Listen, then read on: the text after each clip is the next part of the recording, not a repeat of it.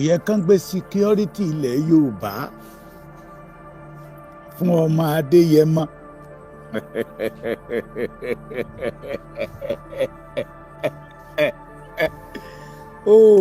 Ohun mìíràn tí àgbákò ṣàṣolúmọ ọ̀run rẹ̀.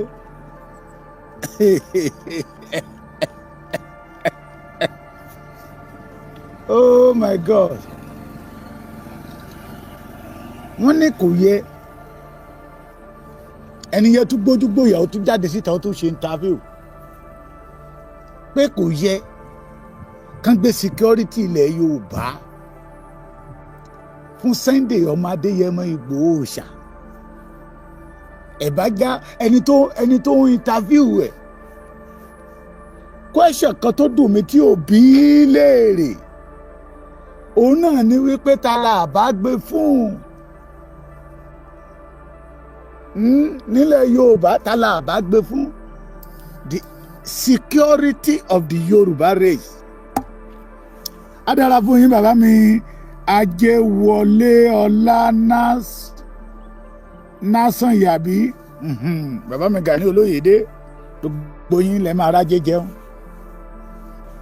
Ìbéèrè díẹ̀ ló yẹ ká béèrè lọ́wọ́ ẹni tó sọ pé kò yẹ ká gbé security ilẹ̀ Yorùbá fún Sunday ọmọ Adéyẹmọ Ìgbòho Òòṣà. Ṣé mọ̀ pé mo ti ń sọ tẹ́lẹ̀ pé à ń jù wọ́n lọ ò ṣe é wí lẹ́jọ́, ìjà ìlara kì í tán bọ̀rọ̀. Sunday Ìgbòho sọ wípé òun lóògùn. Sunday Ìgbòho sọ pé òun ní alágbára ilẹ̀ Yorùbá. Ta ni Sunday Ìgbòho?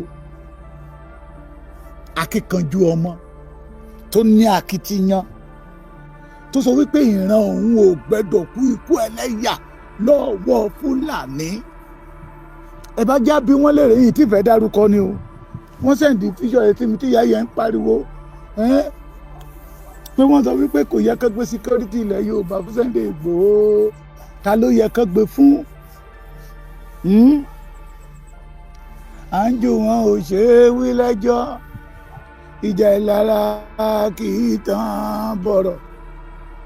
Nǹkan kan tọ́lọ́run fi tó bí mú mi mọ́lẹ̀ ní àìmórin kọ tó bá yẹ pé mo mórin kọ ní orin ọ̀tẹ̀. Oh God, oh God. À ń jù wọn lọ ò ṣe é wí lẹ́jọ́, ìjà ìlara kì í tán bọ̀rọ̀.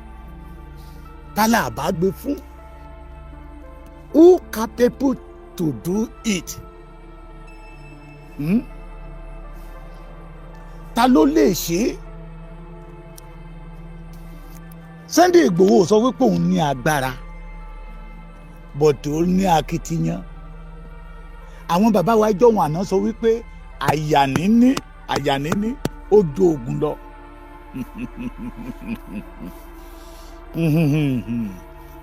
If not Sunday Igboho,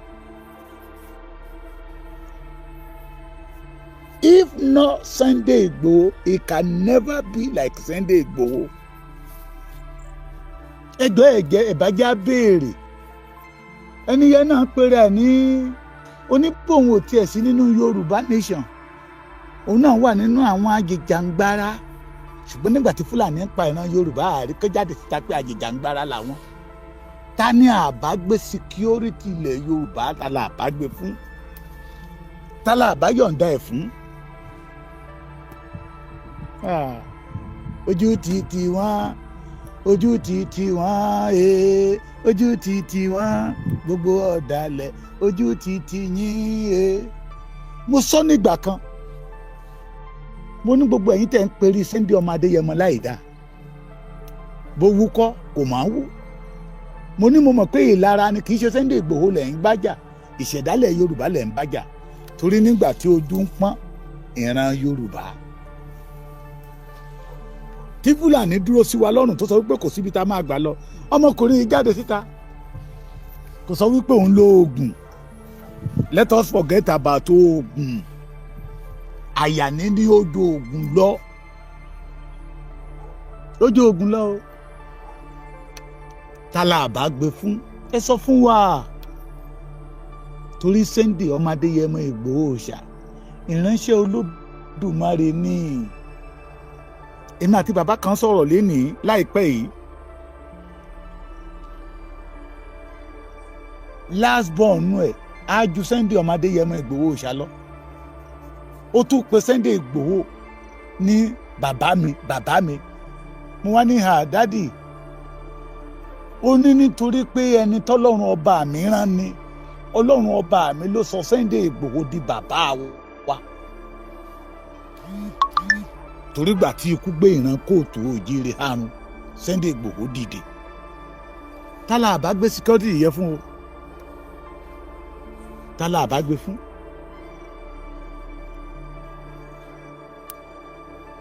tálà àbá gbé fún who can do it. mo ti ẹ̀yin ọmọ ogun ẹ kó ìmúra sílẹ̀ fún dídé Ìgbòho. ẹ kó ìmúra sílẹ̀ fún dídé ọmọ Adéyẹmọ. ṣé ẹ ti múra o? ẹ kó ìmúra sílẹ̀ gbogbo ọmọ ogun la fún dídé máa jà sọ́la. ẹ kó ìmúra sílẹ̀ o fún dídé ọmọ Adéyẹmọ. ṣé ẹ ti múra o? ẹ kó ìmúra sílẹ̀ fún dídé ààrẹ akọni Oòduà. ẹ kó ìmúra sílẹ̀ fún dídé Ìgbòho Òòṣà ni o. ẹ kó ìmúra sílẹ̀ ẹ̀yin ọmọ Kàbà fún dídé Adéyẹmọ Ìsànlú Ìyàmóye Ẹ̀gbẹ́. ẹ kó ìmúra sílẹ̀ o fún dídé ọmọ Adéyẹmọ. oríṣiríṣi ìpè ni mo ti ń gbà látàná. ẹ̀yin ìyá ẹ̀yin bàbá tẹ̀ ń bẹ̀rù. kò yẹ kẹ́ ẹ sọ ìrìn àjò Sunday ọmọ Adéyẹmọ fún torí àwọn ọ̀tá àwọn onílara. ọmọ Adéyẹmọ ló ní ká sọ síta pé ìṣẹ̀dá yín ẹlẹ́dàá yín ọmọ tìún lẹ́yìn yọmọ tìún lọ yọmọ tìún bọ̀. ṣé gbọ́ mi? òun ló ní ká sọ kán lè mọ̀ wípé ìran Yorùbá kò ní gbà fún àwọn tí ń pa wá bí ẹni pẹran. ọmọ Adéyẹmọ ló ní ká kéde ìyìn rere ẹ kí gbogbo ọmọ Kogi ọmọ okun ní Kogi kán lè máa múra lẹ̀. kí nìkan ò ní ṣe wá torí pé ìran Yorùbá ò jìjà ẹ̀bi. ẹ̀yin àgbà Yorùbá lẹ́ni olójú òní lajú ẹ̀ lẹ̀ kí tàlùbọ̀ ó kó wọ̀ ọ́. ẹ fọkàn balẹ̀. ẹni kí n clear ẹ má bínú ẹ mọ̀ pọ́ mo kó lè mí ṣé ó ti clear. olójú òní lajú ẹ̀ lẹ̀ kí tàlùbọ̀ ó kó wọ̀ ọ́. ọmọ Adéyẹmọ ló ní ká kéde ẹ̀ ẹ̀yin ọmọ okun ẹ̀yin olùgbé okun ẹ̀yin aráàlú okun ní Kogi State ṣe ti múra lẹ̀. ọ̀pọ̀lọpọ̀ àwọn ìpè tí mo ti ń gbà tó jẹ́ ẹ̀yin ọmọ okun bàbá wa bàbá Èkìtì ṣé òótọ́ ni. ẹ má bínú àwọn ọmọ Kogi náà ló tún pè. ẹ gbà fún bàbá yín ẹni tọ́lọ́run ọba mi dá ó ti dá. yínmúyínmú kó mí ayínmú pẹpẹ gan kó mí apẹ gan. Sunday Ìgbòho ṣàyìn lójoojúmọ́ yínmúyínmú kó mí ayínmú pẹ̀gẹ́pẹ̀gàn kó mí apẹ̀gàn. ọmọ Adéyẹmọ ó ń ṣàyìn lójoojúmọ́. ẹ kúrò nídìí ìdò eré ọmọdé ni. ẹ̀yin tèmi ló kún mo ní Ìsànlú ní Kàbà ní Ẹ̀gbẹ́ ní Ìyàmóye. mo mọ̀ pé ìlú pọ̀ ń bẹ iye ẹ̀yin tí mo morúkọ yín nìyẹn ṣe ti múra lẹ̀. àwọn ìpè tí mo ti ń gbà lénìí kọ́ tí mo ti ń receive ó fi hàn wípé lóòótọ́ àti lódodo ẹ̀ ń múra lẹ̀. ẹ̀yin náà fẹ́ kọ ìyà fún ara yín. ìrìn àjò yẹn máa fi hàn pé àwọn bá wa ń bíbà yóò kọ̀ yín lẹ̀ pé ẹ̀yin ṣe Yorùbá mọ́ Yorùbá pọ́nbélé nìyí.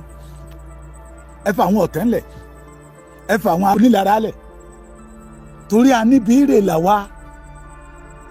àwọn ò níbi kankan hàn ní kankan ṣe adẹ́tẹ̀ làwọn wọn ò lè fún wàrà ṣùgbọ́n àwa tá a lè fún wàrà let us focus.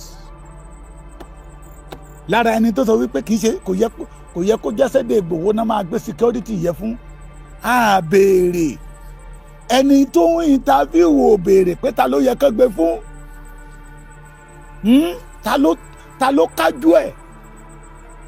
This is not ìran Yorùbá ò fara yọ ti sẹ́. We are saying that enough is enough for the killing tó ń ṣẹlẹ̀ ní ilẹ̀ Yorùbá. Ṣé ti gbáradì? Ṣé ti múra lẹ̀? Torí ẹni Ọlọ́run ọba mi pè, òun lọ́lọ́run ọba mi yàn. Ẹni Ọlọ́run ọba mi yàn, òun lọ́lọ́run ọba mi ṣe lógo. And I want all of you, ẹ̀yin ọmọ Kogi, kẹ́ ẹ jẹ́ ìkan lára àwọn ìrìn àjò yẹn tí ó make history. Ṣé gbọ́ mi? Ikú ń pa lọ́tún, ikú ń pa lósì, àwa fúnra wa la máa kọ́. Fún àwọn tó sọ DSS ó ti arrest Sunday Igboho, ẹ kúrò nídìí ìyẹn. Ṣé ẹ mọ̀ pé tí ìran Yorùbá bá ti fẹ́ ṣe nǹkan rẹ̀, àwọn ọ̀tá kan máa wá láti lè pín ọkàn Yorùbá yẹ́lẹyẹ̀lẹ. Kò sí ní tó ṣe ọmọ Adéyẹmọ. Ọmọ Adéyẹmọ wà lálàáfíà, ó wà kánpé. DSS ò lè arrest wa lọ́wọ́ tá a wà yìí. Ṣé ẹ gbọ́ mi? Lọ́wọ́ tí àwọn bàbá wa ti wà lẹ́yìn wa yìí, tí wọ́n ti rí pé ń tà ń jà fún ààfẹ́ bí ayé yìí ò bá tiẹ̀ tí ì dùn tó ààfẹ́ kúkú ẹlẹ́yà. Àwọn náà ti rí pé lóòótọ́ ọ̀tá tó dúró ti ìran Yorùbá, wọ́n fẹ́ pa ìran Yorùbá run. Ṣé gbọ́ mi? DSS kò lè arrest Sunday Igboho. Sunday Igboho ṣe àwọn tí pera wọn ní àwọn tó ti ṣe woman right yẹ káwọn ó tó dé. Ṣé bọ́n ṣe ń ṣe rèé? Ọ̀pọ̀lọpọ̀ nínú ẹ̀yin tẹ́ wà lórí ètò pẹ̀lú mi, ẹ bá mi ètò yìí o, ẹ bá mi pé ètò yìí o. Ṣé bí àwọn bàbá àtàná ṣe woman right títí wọn lélẹ́yìí? The answer is no. Ẹ ti rí bí ṣé kíní máa mo ti gbàgbé orúkọ ẹ̀ tó kú ngbà kan Odúmákín, ẹ lọ wo fídíò yẹn dáadáa. Ẹ ti mọ èrè ìdí tí Sowore fi ń àtàkì Sunday ọmọ Adéyẹmọ Ìgbòho ṣá. Ibẹ̀ yẹn kọ́ ni mò ń lọ. Ṣùgbọ́n àwa tá a ní nǹkan ṣe, tá a fẹ́ kí ìran wa ó kúkú ẹlẹ́yà, ẹ̀jẹ̀ á múra pé ààbò ilẹ̀ Yorùbá. Mo ti wo fídíò kan lénìí, ìní ló pé ọdún kan. Èrè ìdí tí mo fi sọ wípé àwọn onílára alẹ̀ nìyẹn o. Ṣé gbọ́ mi? This is time for the Yorùbá race. Àwa tá a jójú lówó ọmọ ọkọ. Mo ní tẹ́nìyàn bá ní kò yẹ kó tún máa jẹ èèyàn yà. Ẹ rí ìwọ Kogi Sunday ọmọ Adéyẹmọ Ìgbòho ṣá, ẹ rí tó máa mú wálé. Torí pé wọ́n á mọ̀ pé mo ní the Fulanis, àwọn gan mọ̀ pé the only problem tí wọ́n ní Sunday ọmọ Adéyẹmọ Ìgbòho ṣá. Wọ́n mọ̀. So èrè ìdí tí àwa náà fi gbẹ́dọ̀ tí ọmọ Adéyẹmọ Ìgbòho lẹ́yìn nìyẹn. Mo ní dídarapọ̀ tí Sunday Igboho darapọ̀ mọ́ Bola Ahmed Tinubu, not we want to become a house of assembly ní Ọ̀yọ́. Mo ti sọ ìtàn kan rí pé ààrẹ ni tí ò lè dákọ orúkọ ara ẹ̀, Fáyọ̀ṣe ó sọ the house of assembly. Sunday Igboho ó tí mọ̀ fún bàbá Bola Ahmed Tinubu kí ààbò tó dájú kó bá lè wà lórí ìran Yorùbá. Ẹ fà àwọn onílára lẹ̀ o. Àwọn ọmọ ogun ń dakọ̀ ọbọ mi gidi ni o, ẹ má bínú o. Ìrìn àjò wa máa yọrí sáyọ̀. Ẹ jẹ́ á máa prepare. Ṣé gbọ́ mi? Mo ti pẹ́ tí mo ti ń sọ pé ìjọba Nigeria army, Nigeria police cannot defend us. Wọ́n á lè dáàbò bò wá torí fámílì àwọn tí ń pa wá wà lára wọn. Àdàlú, gbogbo wa la mọ̀ nǹkan tán ń pè ládàlú. Tá a bá fẹ́ ní ìsinmi, Yorùbá gbẹ́dọ̀ dìde fún ààbò ilẹ̀ rẹ̀. Èrè ìdí tí Ọlọ́run fi fún wa ní bàbá Bola Ahmed Tinubu nìyẹn. Tọ́lọ́run fi fún wa ní bàbá wa Olúbàdàn, bàbá wa Olúgbọ́n.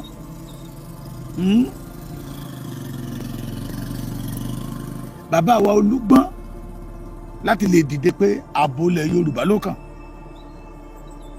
Àwọn kan wà sẹ́ o, kò ṣe ni wọ́n o, kò jólúrè ṣe o. Irú wọn ní gbọ́kọ́ olúrè tí ń gbàdá olúrè tí fi ń kọ́gi. We must not allow them. We must not allow them. àwọn lè máa gbérú mọ́ propaganda oríṣiríṣi Sunday Igboho ṣe gbá Sunday Igboho ṣe kókó bàbá ṣàsùn irọ́ náà ń pa ìlara ní àwọn kan wà náà ìfẹ́ ojú náà ń bá Sunday Igboho náà fi ń bá ṣe àfẹ̀mí wọ́n ti gbàgbé pé àfẹ̀mí yẹn lè rí ṣe tẹ̀rín wọgbó wọ́n ti gbàgbé pé àfẹ̀mí yẹn òun lẹ́fọ́ ṣe tó wọ̀ọ̀dọ̀ wọ́n ti gbàgbé pé àfẹ̀mí yẹn làgbáǹrere ṣe tó yọ̀wọ́ lórí ṣẹṣẹṣọ. We must not give them chance. Abaniláyọ̀ jẹ́ ni wọ́n ẹ má jẹ́ kán ba yọ̀ wá jẹ́ tẹ́ bá ti rí ibi tó ti ń sọ̀rọ̀ Sunday ọmọdé yẹn mọ Ìgbòho láì dá ó ń tẹ́tí àwọn kan ó ń ṣe gbá a mọ àwọn tó ń ṣe é àwọn tó fẹ́ borúkọ tọ́lọ́run ọba mi ò bàjẹ́ a mọ àwọn tó dìde ẹ̀ ilé tọ́lọ́run ọba mi ò bìwó àwọn tó fẹ́ bìwó a mọ̀ ìlú tọ́lọ́run ọba mi ò tú a mọ àwọn tó fẹ́ tú àwọn bàbá wa ló ní ká má sọ̀rọ̀ lọ́bẹ̀ mọ́ ìjà ìlara ní bàbá yẹn ní bàbá Èkìtì kí ló dé tó ń ṣe yan bí ọkà ìjà ìlara kì í tán bọ̀rọ̀ ẹ gbójú ń bẹ̀ ẹ wà focus ẹ jẹ́ ká máa dárúkọ Sunday Igboho bó bá ṣe wù wọ́n ẹ jẹ́ ká máa porúkọ Sunday Igboho bó bá ṣe wù wọ́n n pé ní ìjọ tó ti ń porúkọ ọmọkùnrin yẹn bó ṣe wù wọ́n ṣó dí ògo ẹ̀kú ni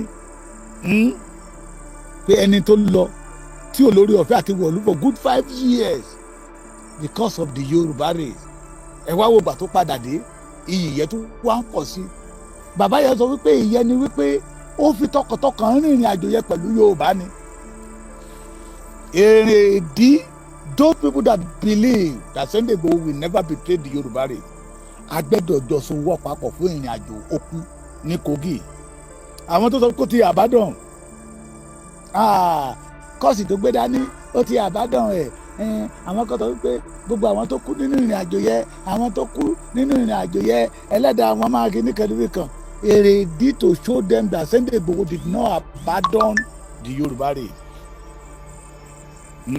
àti rọpọlọpọ nínú wọn tí ìbànújẹ́ ti kún ọkàn wọn nígbà tó ń gbọ́ pé Sunday Igboho tó ń lọ sí Kogi ṣódà ọmọkùnrin ìyọwọ́ ẹ̀kọ́ pé ọmọkùnrin gbogbo tírẹ́tì tá à ń fún kí ló rí nínú Yorùbá gan nítorí pé ó mọ̀ wípé ènìyàn láṣọ iyì mi ènìyàn láṣọ iyì mi tí mo bá ti rẹ́rìn mi inú mi á dùn ara mi á yá gágá ènìyàn láṣọ mi o ẹ jẹ́ kí Sunday Igboho jáde síta káwọn náà jáde síta káwa wẹni tí ó lérò lẹ́yìn ju ara wọn lọ.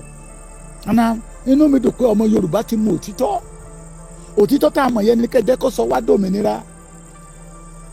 and I use this opportunity to beg all those people sọ bàbá Èkìtì lórí ọ̀rọ̀ àwọn ọmọ wọn ràn tó ṣe wọ́n ràn ní Ìbàdàn yìí nígbà táwa náà bá bẹ̀rẹ̀ à ń promote wọn ni nígbà táwa náà bá ń promote àwọn wèrè ẹ kìí já fi àwọn ọmọ yẹn lé àwọn ọmọ tí ò lẹ́kọ̀ọ́ àwọn ọmọ tí ò ní bíbí ire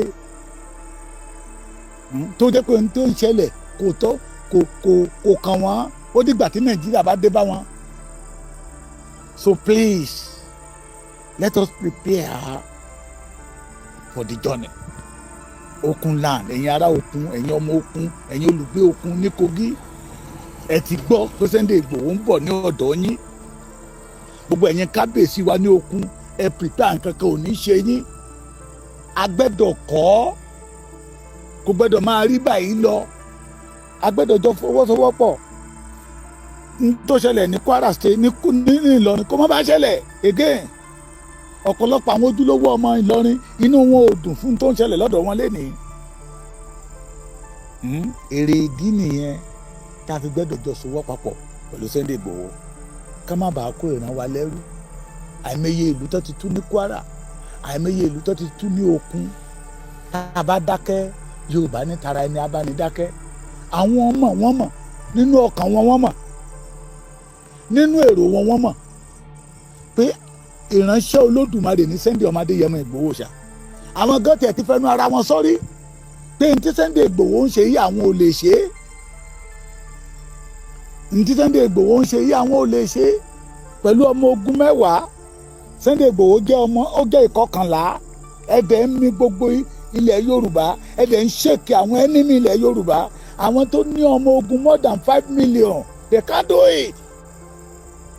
Lẹ́nu ara wọn náà fi sọ fún ara wọn mi ò dárúkọ o àwa ò jà mọ́ àjà mọ́ torí àwọn bàbá yẹn sọ̀rọ̀ lọ́gbọ́n pé ẹni tí ò wúlò léni ó lè dọ̀la kó wúlò pé ó lè jẹ́ ẹ̀rù ló ń bà wọ́n àti bẹ̀rẹ̀ ìbá jẹ́ pé ẹ̀rù ló ń bà wọ́n àti bẹ̀rẹ̀ ìbá má jẹ́ ẹ̀rù ló ń bà wọ́n àti bẹ̀rẹ̀ ibi tí àwa ń lọ ní kẹjẹ ká wà focus let us support the journey let us be focused kí ilẹ̀ wa má bàa dilẹ̀ onílẹ̀ kí ilé wa má bàa dilẹ̀ onílẹ̀ thank God àwọn bàbá wa ti jí la fi ń pariwo pé ẹ̀yin bàbá tẹ́ ẹ ti jí ẹ jí àwọn bàbá tí ò tí ì jí. You're welcome, sir. Yes, sir. Ẹ̀yin kábíyèsí tẹ́ ẹ ti jí ẹ jí àwọn kábíyèsí tí ò tí ì jí. Ẹ̀yin abiyamọ tẹ́ ẹ ti jí ẹ jí àwọn abiyamọ tí ò tí ì jí. Bẹ́ẹ̀ lẹ́yìn ọ̀dọ́ kọ̀yà ilẹ̀ Yorùbá tí ò tí ì jí tó ti jí ẹ jí àwọn ọ̀dọ́ tí ò tí ì jí. Kí gbogbo wa jọ súgbà ọmọdé yẹn mọ́ tiwa ló ń ṣe. Ó ti pẹ́ tí mo ti ń tẹnu mọ́ pé àwa la ní Sunday Igboho ló ní wá tiwa ló ń ṣe kò tí mọ̀ bàbá Bola Ahmed Tinubu torí pé kó lè rí gain kò tí mọ̀ pẹ̀lú mọ̀ bàbá Tinubu torí ipò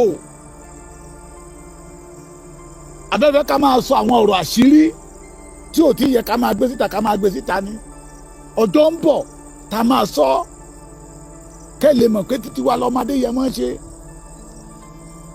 irú àwọn tí ò expect pé wọ́n lè gbé security yẹ irú ẹkùn pé wọ́n lè bàbá Tinubu lè buwọ́lù náà ti ń jáde síta ń sìn nígbà tó ń sọ ìrọ̀ irú ẹkùn táwọn àwọn tó ṣiṣẹ́ yẹn wọ́n ń yín mú ni irú ẹkùn kọ́ ẹgbọ́n nígbà tí kan nínú wọn jáde síta tó ní àwọn gangan lódìdí ẹkùn odidi ẹkùn ò tí ì ṣe kankan ìrù ẹkùn lóun fẹ́ ṣe nípa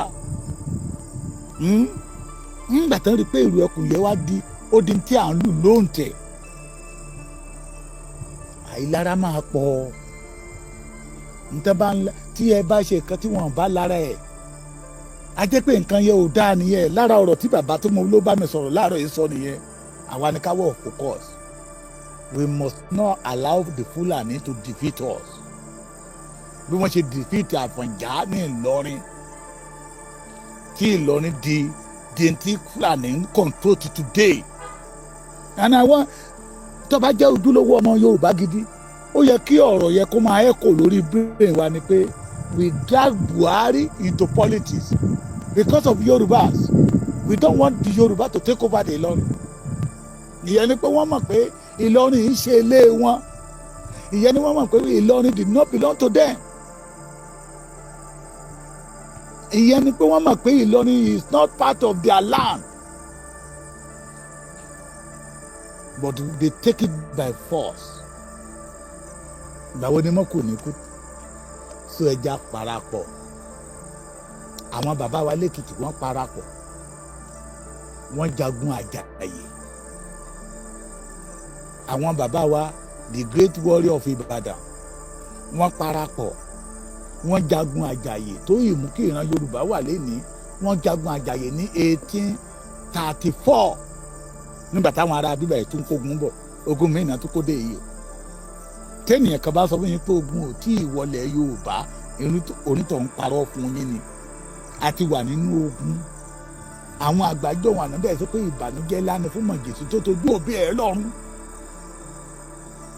bàbá yẹn sọ pé Ọlọ́run ló mọ̀ọ́mọ̀ yọ̀ǹda Sunday Igboho fún ìran Yorùbá pé òjíṣẹ́ Olódùmarè ni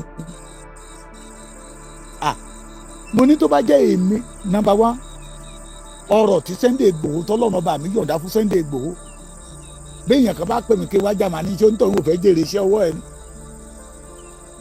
tó bá jẹ́ pé èmi ní Sunday Igboho ọ̀rọ̀ àbùkù tí ọ̀rọ̀ kékeré lọ̀rọ̀ ọ̀tá torí tó tẹ́nìyàn bá ti rí ẹ lọ́tà kò ní rí ibi tó dáa nípa ẹ ṣùgbọ́n ọ̀rọ̀ àbùkù tí ọmọ Yorùbá gan ti sọ fún Sunday Igboho síbẹ̀síbẹ̀ ọmọkùnrin yóò padà ìyẹn ni pé tí Sunday Igboho bá wá ríwó ọjà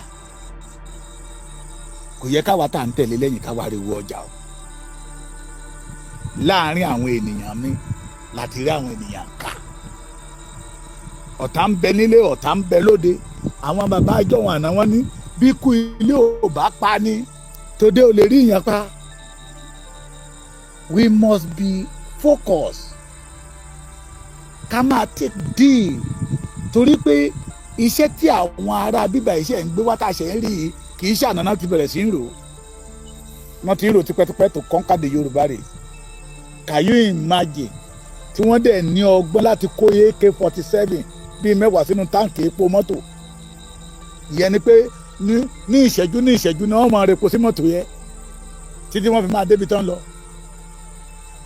Mo fi àkókò yìí announce ẹ̀yin tèmi lẹ́kìtì l'Ondo ní Ọ̀ṣun àti ní Ọ̀yọ́ most especially ẹ̀yin ọmọ Ọ̀yọ́ táwọn ojúlówó ọmọ Ọ̀yọ́ now we have power authority any trailer tó bá ti kánópì bò lórí ẹ stop wọn o ẹ̀yin ọ̀dọ́ ẹ parapọ̀ kẹ́ ẹ stop wọn kẹ́ ẹ block ọ̀nà ẹ make sure pé ẹ tú trailer yẹn délẹ̀ ìbọn náà kó sínú ẹ o ìbọn náà kó sínú ẹ ó ṣẹlẹ̀ l'Ondo ó ṣẹlẹ̀ l'Ákúrẹ́ ẹ stop wọn trailer tẹ́ bá ti tú trailer tán kó ẹrù sí inú tán data fólìbò àwọn ọmọ wọn wà ń bẹ̀ pẹ̀lú ohun èlò ìjà tán fẹ́ fi bá wa jà pẹ̀lú máṣíìnì wọn igi tó fi ń là mọ́ ẹni tó bá gbọ́ ọ̀kadà lọ tó fi ń gba ọ̀kadà lọ́wọ́ ẹ̀ ó wà nú ẹ̀.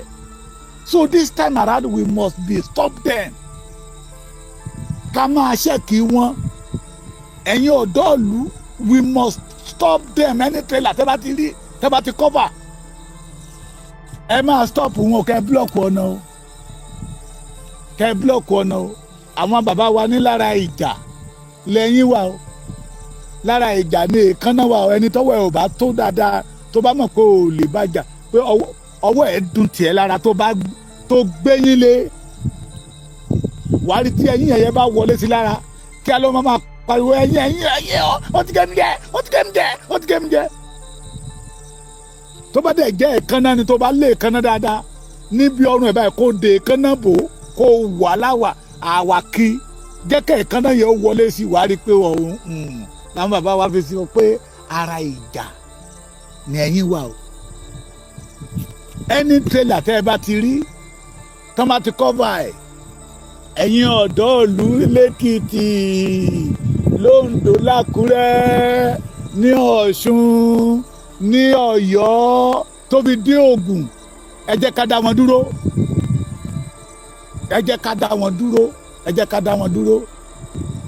ẹ má jẹ́ kí ọlọ́pàá kankan halẹ̀ mọ́ yín ẹ dá wọn dúró. Ẹ tú ẹni kan tú ẹrù yẹn désàlẹ̀ kẹ́ ṣí kádọ́pì yẹn tẹ́ bá ṣí kádọ́pì kìíní tẹ́ ṣí kejì ẹ mọ̀ pé ohun èlò ìjànà kó bẹ̀ ṣe rí àpòtán máa ń dìyẹ ẹ̀yin ẹ tú àpò yẹ kẹ́ kí wọ́n bọ̀ ẹ bá AK-47 bẹ̀ ẹ bá ìbọn bẹ̀ ẹ bá magasin wọn bẹ̀. This time around we the Yoruba we must be wise ṣé ẹ gbọ́ mi. We must be do what? Wise. Ká má lé wa kó lórí ilẹ̀ wa. Káwa náà má dẹrú wọn. Orí ọ̀fẹ́ ta ní ẹjẹ́ àlòó. La fi ń pe ẹ̀yin olóṣèlú wa. All our senators, all our rep, the ambassador, the commissioner, the minister, the chairman local government, the councillor. This is not the time to play politics. Ẹ dìde fún ààbò ilẹ̀ Yorùbá torí àràbà wa gbọ́dọ̀ túra mú odò ń gbá rèrè lọ. Thank you for the gift. Thank you for the gift. Ẹ mọ̀ kó ti fún mi ní gift. Èmi kàn lójó lọ ni. Adáfẹ́ tó fún mi ní gift o. Ojú ò ní tì yín. Ó ti pẹ́ mo ti gba gift rí ni. Nígbà tí n torí owó ṣe inú yín á dùn ọkàn yín á balẹ̀. Àdàbà wa gbọ́dọ̀ túra mú torí kíni odò ń gbá rèrè lọ. We must not allow them to conquer us. Ọlọ́run fún wa ní Sunday Igboho. Ṣé ẹni tí Sunday Igboho bá kọjá ní Kogi? Ṣebí Èkìtì ló máa gbà lọ màá tún fún yín níròyìn. Tó bá wọ Èkìtì lẹ́ni, even láti Ìbàdàn tó bá ti ń bọ̀, lẹ́ máa rí wọn mọ́ ṣe máa sá. Tó bá dé Èkìtì màá tún fún yín níròyìn. Èmi á lọ dúró sí bọ́dà àbdè wọ́n ní. Tí n bá lórí ọ̀fẹ́ màá lọ bá wọn láti Ìbàdàn àjọ gbéra ìrìn máa fún yín níròyìn. Pé ń tọ́lọ́run fún wa tó yẹ ká appreciate God. Pé gbogbo àwọn bàbá wa Lísàbí, Ṣódẹkẹ́, di Ìbàdàn warrior, di Èkìtì parapọ̀, di Ògèdègbé Agbógbòrò, name all of them. Ná para wọn pọ̀, ná wọnú Sunday ọmọdé Yẹmọ Ìgbòho ṣálọ. Pé iṣẹ́ táwọn ṣe níjọ́ wọn àná tí wọn ò parí, ìwọ la fi lé lọ́wọ́. Ẹ yé bínú orí. If you are a true genuine Yorùbá, if you are a true genuine ọmọ kóòtù òjíire, àlàáfíà ilẹ̀ Yorùbá ló yẹ kó jọ ẹ́ lógún. Kì í ṣe ẹni tó dìdì, ẹni tó tí Sunday Igboho bá sọ wípé no to the Fulani lọ́wọ́ ọ̀tún, tẹ́yìn náà bá béèrè pa yín lọ sọ́wọ́ òsì, kájọ kó papọ̀, àní kí ilẹ̀ wa má ti di ilẹ̀ onílẹ̀, ẹ sinmi ìlara. Ìlara ò lè gbé wa débi kankan. Ìlara ò lè ṣe kò lè gbé wa débi kankan. Tí Sunday Igboho bá sọ wípé ẹ mú, káyìn náà sọ wípé ẹ dé. Àbódìgbà tí Nàìjíríà bá dé bá yín, àbí tá a bá sọ pé Nàìjíríà ní Fulani, ṣó dìgbà tí a bá dé bá yín kẹ́ tó mọ̀ pé ó yẹ ká gbára wa, ó yẹ ká defend ilẹ̀ wa. Káyéésì mi ọ̀tẹ̀, ẹni Ọlọ́run ọba mi fẹ́ lọ, Ọlọ́run ọba mi yàn. All of us cannot be a leader. Until today, Sunday Igboho did not see himself as a leader. Ṣé òun ló kọ̀wé? Àbó òun ló invite gbogbo àwọn ẹgbẹ́ ẹlẹ́gbẹ́jẹgbẹ́ tó lọ ń kílé nígbà tó dé yìí? The answer is no. Àwọn ẹlẹ́gbẹ́jẹgbẹ́ táyé wọn máa dáa tí wọn ò ní sọmọ nù. They go there because of they don't want the Fulani to conquer the Yoruba race.